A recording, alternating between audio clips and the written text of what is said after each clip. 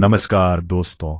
Metal और pipe sector की बड़ी कंपनी जिंदल सॉ ने क्वार्टर 1 के नए फाइनेंशियल रिजल्ट्स पेश कर दिए हैं। इस बार कंपनी के मुनाफे पर थोड़ा प्रेशर दिख रहा है। चलिए सीधा रिपोर्ट कार्ड देखते हैं। बने रहिए ठाकुर मार्केट एज पर। रेवेन्यू फ्रॉम ऑपरेशंस, असली कमाई। सबसे पहले बात करते हैं कंपनी की असली कमाई यानी रेवेन्यू फ्रॉम ऑपरेशंस की। इस क्वार्टर 1 यानी जून 2026 में जिंदल सॉ का रेवेन्यू 3,721 करोड़ के लेवल पर रहा है।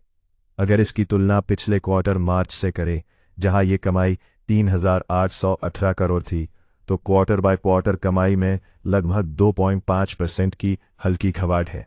वही पिछले साल जून के क्वार्टर के मुकाबले जहां कमाई 3,300 करोड़ थी, वहां से साल दर साल इसमें लगभग 12.8% की अच्छी बढ़त देखने को मिली है।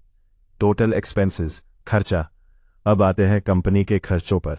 इस क्वार्टर 1 में जिंदल सॉ का कुल खर्चा 3,611 करोड़ के लेवल पर रहा है।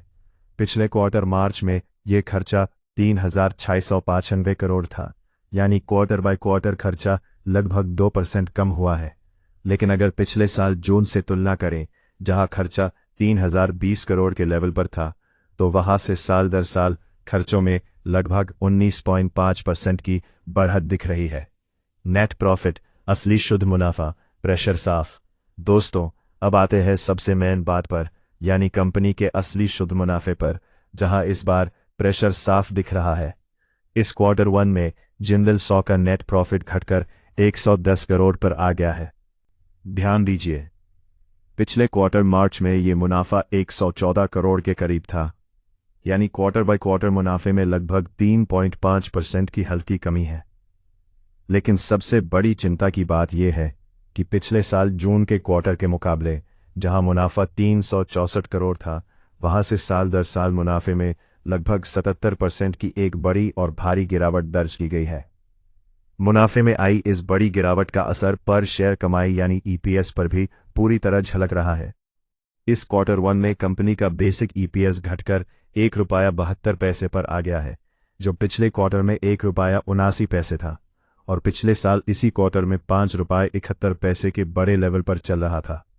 ओवरऑल जिंदल सॉ के लिए ये क्वार्टर 1 कमाई के मामले में तो ठीक रहा, लेकिन साल दर साल मुनाफे में आई इस बड़ी गिरावट ने थोड़ी चिंता जरूर बढ़ा दी है। लेकिन दोस्तों, आज का मेरा सवाल आपके लिए, मुनाफे में आई इस भारी कमजोरी को देखते हुए क्या आपको लगता है कि इस शेयर में कल एक बड़ी बिकवाली देखने को मिलेगी? कमेंट में अपनी राय जरूर देना। वीडियो को लाइक करो और ठाकुर मार्केट एज को सब्सक्राइब करना मत भूलना।